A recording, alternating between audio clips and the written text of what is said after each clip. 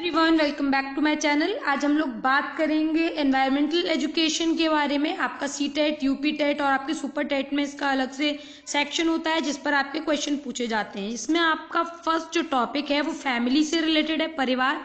उससे रिलेटेड जितने भी प्रीवियस ईयर पेपर्स हैं जो वेरियस आपके टेट में पूछे गए हैं उन सभी को इंक्लूड करते हुए आज हम इस पेपर को सॉल्व करेंगे। इनमें से आप मुझे बताएंगे लास्ट में कि कितने क्वेश्चंस आपके ठीक हुए हैं और कितने गलत हुए हैं। तो चलिए फर्स्ट क्वेश्चन को हम सबसे पहले देख लेते हैं। परिवार एक इकाई होता है जिसमें माँ, पिता और उनके 2 बच्चे होते हैं। ये कथन कैसा है? सत्य है क्योंकि सभी भारतीय परिवार इसी प्रकार के होते हैं। सही नहीं है क्योंकि इस कथन में यह स्पष्ट करना चाहिए कि बच्चे जैविक होते हैं।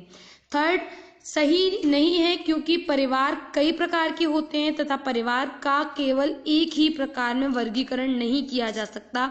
डी, सत्य है क्योंकि यह किसी आदर्श परिवार का आकार है। यह आपका सीटेट में फर्स्ट टू फिफ्थ में 18 सितंबर 2016 को पूछा गया क्वेश्चन है।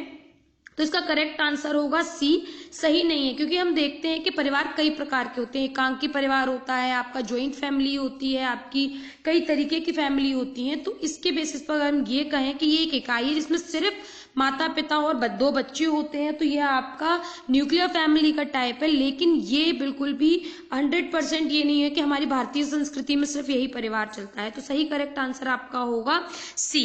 नेक्स्ट क्वेश्चन नंबर 2 की तरफ आते हैं। क्वेश्चन नंबर 2 है जिसमें पूछा गया है बच्चों को समाजीकरण का पहला पाठ कहाँ से प्राप्त होता है। तो हमारे जो फर्स्ट सोसाइटी की जो फर्स्ट लेसन है, फर्स्ट टीचिंग है, वो बच्चों की परिवार से शुरू होती है। उसे प्राथमिक विद्यालय भी कहा जाता है। ये आपको होम साइंस में भी पूछा जाता है जब टीजीटी पीजीटी का पेपर होता है और साथ में आपके ये जितने भी टेट होते हैं उसमें भी क्वेश्चन पूछा जाता है। क्वेश्चन नंबर 3 पर मूव करते हैं। प्राथमिक समाजीकरण है। प्राथमिक क्या होता है?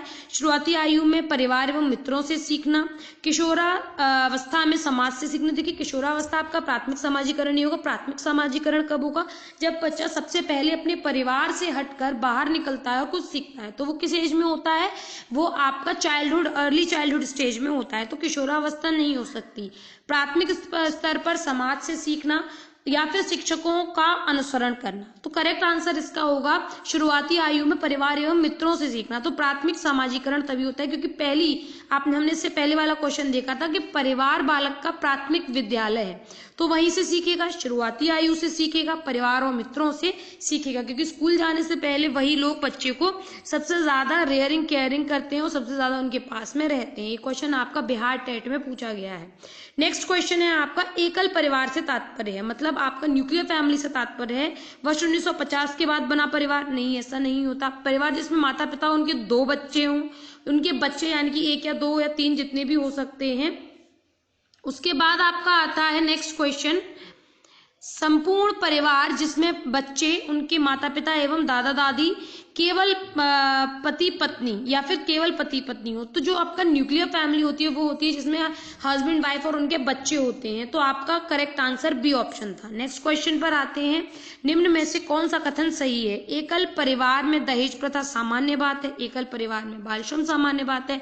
दहेज तथा बाल श्रम सामाजिक बुराइयां हैं। दहेज तथा बाल श्रम शहरों में सामान्य बात है। तो करेक्ट आंसर होगा सी क्योंकि ये सामाजिक बुराई है और एकल परिवार का दहेज प्रथा और बाल श्रम से ऐसा कोई भी सिग्निफिकेंट कनेक्शन नहीं है और शहरों और गांव दोनों ही जगह पर दहेज प्रथा और बाल श्रम देखने को मिलता है।